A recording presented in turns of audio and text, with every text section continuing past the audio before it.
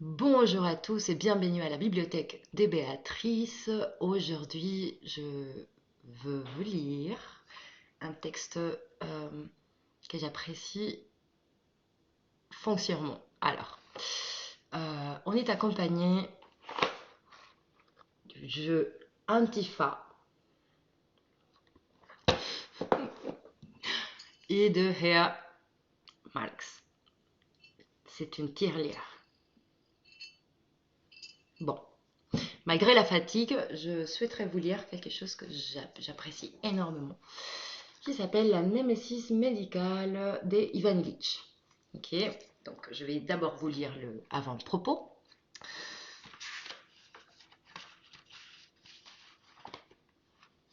J'espère que vous allez aimer. Dans cet essai, j'envisage l'entreprise médicale comme paradigme pour illustrer l'institution industrielle. La médicalisation pernicieuse de la santé n'est qu'un aspect d'un phénomène généralisé. La paralysie de la production des valeurs d'usage par l'homme comme conséquence de l'encombrement par des marchandises produites par lui. L'évaluation de l'entreprise médicale est une tâche politique. Elle exige du non-médecin un effort de recherche personnelle hors de toute tutelle professionnelle. Elle exige du médecin la redécouverte d'une médecine générale. L'ensemble des matériaux bibliographiques que j'ai rassemblés et mentionnés dans des notes en bas de page reflète mon désir d'associer le lecteur à cette aventure. L'engagement dans la recherche d'une alternative concrète au système qui nous opprime présuppose l'ouverture à l'immense richesse des choix. La discussion prématurée de telle ou telle organisation nouvelle du système médical ne serait que pure diversion. J'ai élaboré la présente version française en janvier 1975 à Cuernavaca avec l'assistance de Jean-Pierre Dupuis. Hélène Maillard, Maud Sissung et Paul Thibault m'ont beaucoup aidé. Je les en remercie tous profondément. Sans eux, je n'aurais pu moduler de la précision je n'aurais pu moduler sur un aussi vaste registre la tonalité des 9 chapitres qui passent de la précision sèche du langage technique au style des sciences sociales, économiques et politiques pour aboutir à celui de l'histoire de l'art et du mythe. J'aurais volontiers laissé reposer plus longtemps les manuscrits pour permettre au texte de se décanter si l'état de la discussion sur la médecine en France ne m'avait incité à y contribuer sans s'attendre à un important certaines précisions et orientations bibliographiques. Cette étude est le résultat des 18 mois de recherche en commun avec les participants de mon séminaire du CIDOC. J'en citerai certains alors que d'autres seront souvent les seuls à reconnaître leur pensée originale et même leurs propres termes dans les pages qui suivent. Je me dois de mentionner en particulier Roselyne Landheim, John McKnight, André Goltz, Alain Dunant et Marion Boyard qui, chacun à sa manière, ont contribué de façon décisive à la réalisation de ces projets. Plus qu'à toute autre personne, ce livre doit sa parution à Valentine Bormans. Les réunions dont il est issu ont été organisées par elle. C'est elle qui s'est chargée de la documentation. C'est elle encore qui m'a passionnément incité à affiner mon jugement. Dans le chapitre 8, je n'ai fait que résumer ces notes en vue d'un travail sur les visages de la mort. Ivan Illich. Donc moi j'ai choisi les chapitres La colonisation médicale. On y va. L'humanité est la seule espèce vivante dont les membres ont conscience d'être fragiles, partiellement infirmes, sujets à des douleurs et voués à la cessation radicale, c'est-à-dire la mort. Seul l'homme peut souffrir et être malade. La capacité d'être conscient de la douleur fait partie de l'adaptation autocritique au milieu qu'on appelle la santé de l'homme. La santé, c'est la survie dans un bien-être que l'on sait relatif et éphémère. C'est la viabilité de l'animal dépourvu d'instinct, viabilité qui doit être médiatisée par la société. Cette santé suppose la faculté d'assumer une responsabilité personnelle devant la douleur, l'infériorité, l'angoisse et finalement devant la mort. Elle est un rapport avec la signification active de l'individu dans les corps social et dans ces sens, la santé du fœtus ou du nourrisson ressemble encore à celle du lapin ou du chat. La santé de l'homme a toujours un type d'existence socialement défini. Globalement, elle s'identifie à la culture dont traite l'anthropologie et qui n'est pas une autre chose que les programmes de vie qui confèrent aux membres d'un groupe la capacité de faire face à leur fragilité et d'affronter toujours dans les provisoires un environnement des choses et des mots plus ou moins stables. En identifiant la culture à un programme de santé, il faut éviter les pièges d'une anthropologie pour qui toutes les cultures sont au service d'une essence humaine immuable, tout autant que les pièges de celles pour qui toute culture donne une définition arbitraire de l'homme.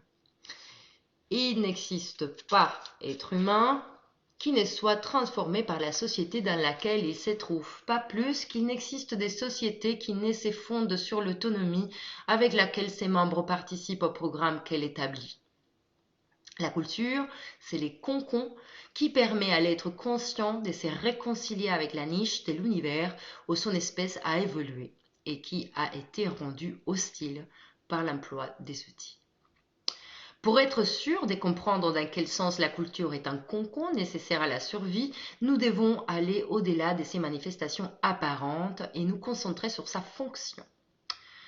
On voit mieux alors que la culture n'est pas un simple complexe des modèles des comportements concrets, tels que les coutumes, les usages, les traditions, les habitudes, mais que c'est un ensemble des mécanismes, des projets codés, des régulations, des plans, des règles et d'instructions. L'homme étant l'animal qui s'est affranchi du déterminisme génétique de ses instincts, il a besoin à un degré extrême de régulation qui lui soit extérieure et sans laquelle il ne pourrait maintenir l'équilibre vital face à l'échec. En d'autres termes, toute culture est une des formes possibles de la viabilité humaine. La gestalt de la santé caractéristique d'un groupe. La gestalt de la santé caractéristique d'un groupe. Elle ne s'ajoute pas à l'animal conscient virtuellement achevé et elle ne se remplace pas non plus sa conscience. Elle est les modes de production de l'animal humain. Elle détermine la façon dont la vie doit être organisée. Les caractéristiques disponibles pour donner forme aux émotions. En se soumettant à la régulation d'un programme médiatisé sur les modes symboliques, l'être humain achève sa destinée biologique. En orientant les comportements, la culture détermine la santé et c'est seulement en bâtissant une culture que l'homme trouve sa santé. Pour chacun, la culture est les programmes d'une lutte qui se termine dans l'agonie. La culture est les règlements de la lutte avec la nature et avec les voisins.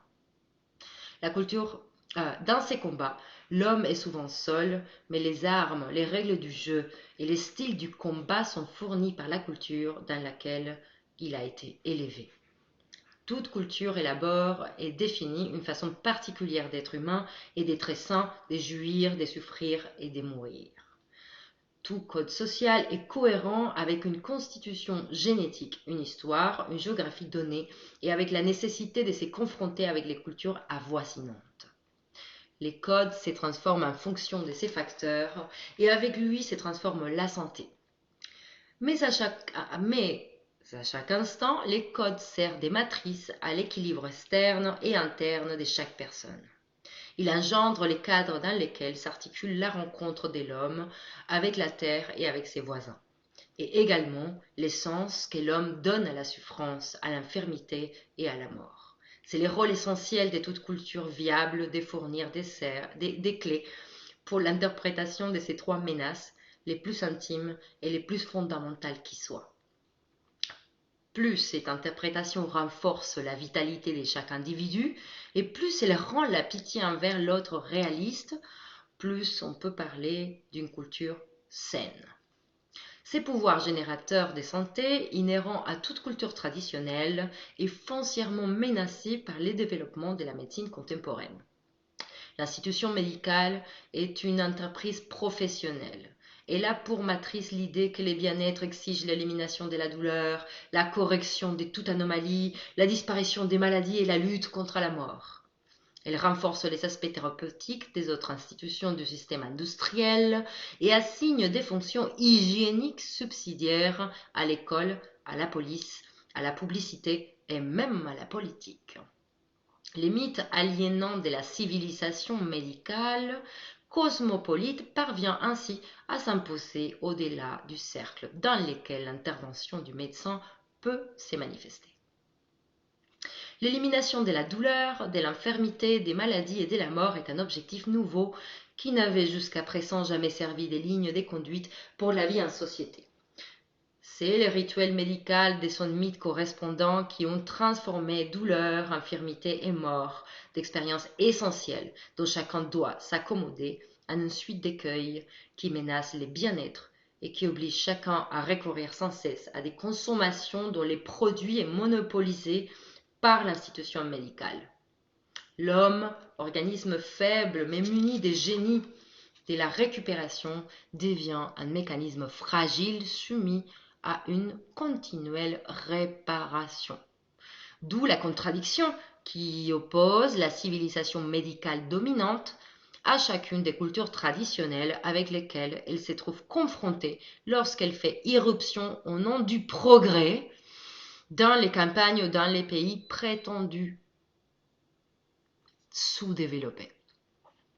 Les cultures traditionnelles tirent leur fonction hygiénique précisément de leur capacité de soutenir chaque homme confronté à la douleur, à la maladie et à la mort en leur donnant un sens et en organisant leur prise en charge par lui-même ou par son entourage immédiat.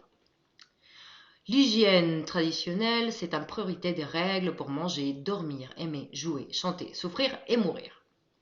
Sans doute, la superstition fait-elle partie de ces règles, mais dans la plupart des cas, même l'acte d'exorcisme des magies est accompli dans le cadre d'un mode de production décentralisé et autonome. L'hygiène traditionnelle prescrit également comment se marier, comment arracher les dents, comment prendre les drogues et comment accoucher. En effet, les interventions auxquelles la plus grande partie des recherches en anthropologie médicale se consacrent ne constituent qu'une fraction infime de cette culture, de ce que la culture traditionnelle apporte à la santé. Dans la société pré-industrielle, c'est la structure globale du programme culturel qui a pour but la pratique de l'hygiène en tant qu'habitude et en tant que vertu. L'efficacité de ces programmes traditionnels repose sur l'intégralité d'aspects techniques, sociaux et symboliques équilibre qu'à un certain moment vient ébranler l'invasion de la civilisation médicale cosmopolite. Celle-ci substitue à un programme d'action personnelle, un code par lequel les individus sont tenus de se soumettre aux instructions émanant des thérapeutes professionnels et remplace une hygiène centrée sur l'acte personnel par un autre, centré sur la prestation professionnelle. L'institution assume la gestion de la fragilité et en même temps restreint, mutile et finalement paralyse la possibilité d'interprétation et des réactions autonomes de l'individu confronté à la précarité de la vie. L'efficacité que les personnes et les petites communautés peuvent attendre en prenant soin d'elles-mêmes dans une société traditionnelle ne débouche pas sur la concurrence qui caractérise les mondes de production industrielle. Quand l'idéal d'une prise en charge de la santé par l'agence médicale devient dominant, l'équilibre entre deux modes de production complémentaires est définitivement rompu. L'attachement et l'allégeance croissante à la thérapeutique affectent aussi l'état d'esprit collectif d'une population. Une demande idolâtre de manipulation remplace la confiance dans la force de récupération et d'adaptation biologique, les sentiments d'être responsable de l'éclosion de cette force et la confiance dans la compassion du prochain qui soutiendra la guérison, l'infirmité et le déclin. Le résultat est une régression structurelle du niveau de santé, pour autant que celle-ci est comprise comme pouvoir d'adaptation de l'être conscient. Ces syndromes de régression, je l'appelle iatrogénèse structurelle. Dans les 3 chapitres suivants, je traiterai successivement de l'apparition historique de ces 3 symptômes qui révèlent cette perte de santé. Sébastien, Marie, j'espère que vous avez aimé. J'ai trouvé dans la relation entre la culture, les théâtres et la santé une possibilité de réécriture, en tout cas, de la médecine traditionnelle, des peuples, des communautés. Voilà. J'espère que vous avez aimé et je vous dis à très bientôt. Bye bye, Suma Suma.